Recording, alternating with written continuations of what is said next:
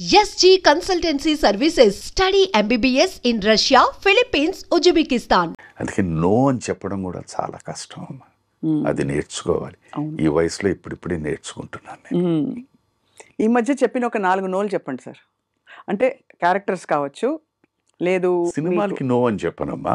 సినిమాలకి ఎందుకంటే నాకు అది తపన డెఫినెట్లీ. ఎందుకంటే నేను అందరికీ తెలిసిన ఒక 7.5 year ప్రైమ్ ఏజ్లో ఉన్నప్పుడు నాకు పని లేదు. కానీ అది చాలా అసలు అర్థం చేసుకోలేని విధంగా ఉంది. అది అసలు లేకుండా ఎలా ఉంటుంది సార్? అసలు లేకుండా అని కాదమ్మా. ఎలాగైపోయిందంటే 365 రోజులు అవును, ఒక సూపర్ డూపర్ హిట్ ఫిల్మ్ పడిన తర్వాత మీరు జనరలైజ్డ్గా ఏముంటుంది, అట్లీస్ట్ 300 రోజులు మీరు పని చేస్తారు కదా, మినిమం అనుకోండి.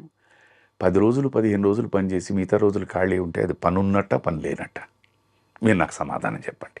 పని లేనట్టే sir. That's what exactly happened. And నిజానికి ఆ రోజుల్లో రెమ్యూనరేషన్స్ కూడా అంత ఎక్కువ కాదు, చాలా తక్కువ. ఇప్పుడైతే లక్షల్లో మాట్లాడుతున్నారు. మినిమం అసలు నిన్న మొన్న వచ్చిన వాళ్ళు రోజుకి 2 లక్షలు అలా 1 లక్ష అలా అడుగుతున్నారు.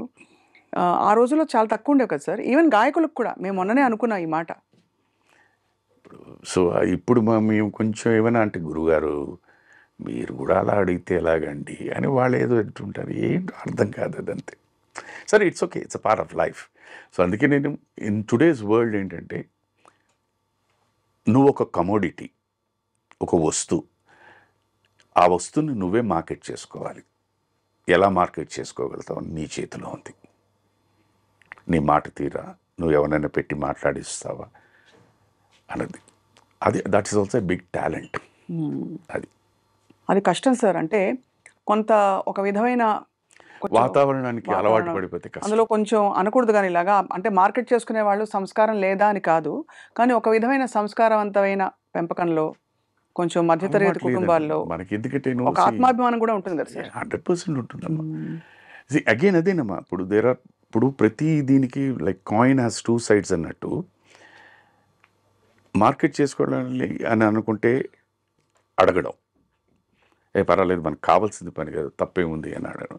లేదంటే మీరు అన్నారు వద్దు, మన గురించి తెలుసు కదా. నేను అలాగే ఎలా ఆలోచిస్తానంటే, నా గురించి తెలుసు, నా కేపబిలిటీస్ ఏమిటి తెలుసు, నా పర్సనాలిటీ ఏమిటి తెలుసు.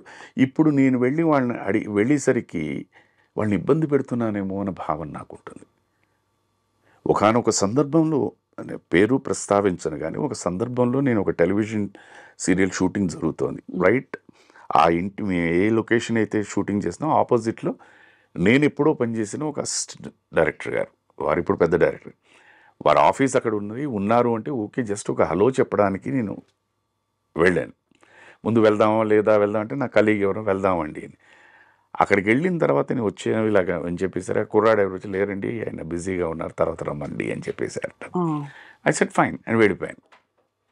నేనేమి it didn't even touch my. I said maybe వాళ్ళు ఏదో డిస్కషన్లో ఉన్నారని వచ్చేసాను. తర్వాత ఒక 2 రోజుల తర్వాత సార్ మీరు వచ్చి వెళ్ళారా నేనేనండి. ఐఎమ్ సారీ అండి అన్నారు. అంటే మీరు వచ్చి వెళ్ళారు నా వాడు చెప్పలేదండి అని. I said okay sir, cool, అయిపోయినట్టు, లీవ్ ఇట్ అవుట్, వదిలేయండి. సో అక్కడ నాకు వచ్చిన ఇన్ఫర్మేషన్ ఏంటి, ఆ కుర్రాడు వచ్చింది సార్ సినిమా షూటింగ్ అంతా అయిపోయింది, వేషాలు ఏమీ లేవని చెప్పమన్నారండి అని. So then I realised okay, ఓహో ఇలా కూడా ఉంటుందేమో. అందుకని వద్దు, డోంట్ డిస్టర్బ్ ఎనీవన్.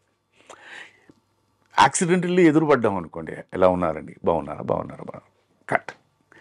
అది తప్పు అంటే తప్పు, అది రైట్ అంటే రైట్, వదిలేయడమే అంతే.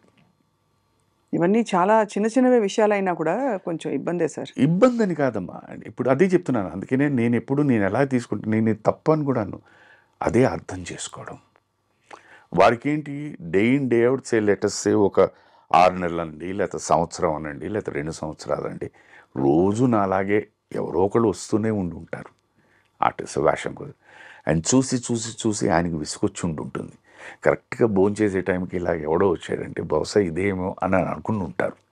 అనుకునే ప్రమాదం ఉంది. కరెక్టే అదే. సో నువ్వు అలాగా ఆలోచించావనుకోండి, అది తప్పుగా అనిపించదు. దాని నుంచి నేను నేర్చుకున్న పాఠం వద్దు. కానీ ఆశ్చర్యం ఏంటంటే సార్, మీరు శైలజ గారు కొంతకాలం అవకాశాలు రాలేదన్నారు కదా, ఆ టైంలో ఇంత పెద్ద లెజెండ్ దిగ్గజం బాలుగారు ఇండస్ట్రీలో ఉన్నారు. చాలామందికి వచ్చే ప్రశ్న ఇది, వారు ఒక 2 మాటలు చెప్పేస్తే అయిపోతుంది కదా, ఒక నలుగురు చెప్తే అని.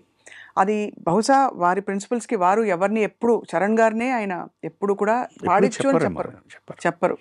అలాంటిది సార్ని తెలిసిన వాళ్ళందరికీ తెలుసు. కానీ ఈ ప్రశ్న రాక మానదు వస్తుంది. బట్ ఆయన కూడా ఇప్పుడు విచిత్రం ఏంటంటే మా ప్రశ్న ఎప్పుడు వస్తూనే ఉంటుంది. మీరు ఇప్పుడు అడిగిన దీని గురించే శైలజ గారు చెప్పారు ఇంటర్వ్యూలో, అన్నయ్య ఎవరికి రికమెండ్ చేయరని చెప్పారు.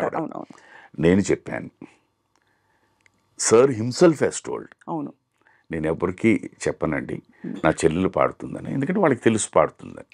అవును బాగుంది, కేపబిలిటీ ఉంటుంది, వాళ్ళే పిలుస్తారు. బట్ నేను అన్నగా వ్యక్తిగా ఏంటి, నా మ్యూజికల్ ట్రూప్స్ నా కాన్సర్ట్స్లో నా చెల్లెల్ని తీసుకెళ్తున్నారు.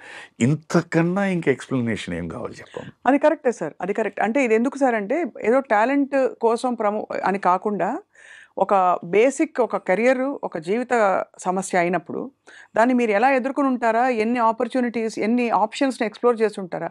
7.5 సంవత్సరాల పాటు అంటే చిన్న విషయం కాదు కదా సార్. ఎలా ఎదుర్కొన్నారు సార్ అప్పుడు మరి? దట్ ఈస్ నేను అగైన్ ఇక్కడ కూడా నేను పాజిటివ్గా ఎలా తీసుకుంటానంటే, ఇప్పుడు both of us cinema industry, నేను ఆ టైంకి రికగ్నైజ్డ్ యాక్టర్, తను కూడా రికగ్నైజ్డ్ సింగర్. ఇప్పుడు మా ఇద్దరు ప్రయాణం ఎలా తీసుకుందాం, ఆన్ వన్ సైడ్ తను బిజీ నేను బిజీ, ఓకే, కలయిక or the spending of time చాలా తక్కువ ఉంటుంది. ఇవాళ మా ఇద్దరికి ఉన్న ఈ అవగాహన ఆ రోజు ఉండకపోయిండేదేమో. ఆ పని లేకపోవడం వల్లే ఇంత అండర్స్టాండింగ్ వచ్చిందేమో. మనిషికి ఎప్పుడు ఎవ్రీథింగ్ స్మూత్గా ఉన్నప్పుడు ఏ ప్రాబ్లం ఉండదు, కష్టాలు వచ్చినప్పుడే నిజ స్వరూపాలు బయటకు వస్తూ ఉంటాయి. అది గనక నువ్వు బ్యాలెన్స్ చేయగలిగితే లైఫ్ ఇస్ స్మూత్. సో బహుశా మా ఇద్దరిని ఈ అండర్స్టాండింగ్ ఇలా ఉండడం కోసమే భగవంతుడు ఇది చేసాడేమో అని నేను అనుకుంటాను. ఇది ఇప్పుడు ఆఫ్టర్ థాట్ సార్. అప్పటి పరిస్థితుల్లో how did you swim through and మీ తర్వాత మీ ద్వారాలు ఎలా తెరుచుకున్నాయి? బేసిక్గా అప్పుడు ఉన్నప్పుడు ఏవో చిన్న చిన్న వస్తువులు ఉంటాయి కొనుక్కున్నవి. సో ఫస్ట్ మన ఇంట్లో ఏం చేస్తాం, ముందు పెట్టేస్తాం, వన్ బై అది అమ్మేయడమో ఏదో చేస్తాం. That's how I went through.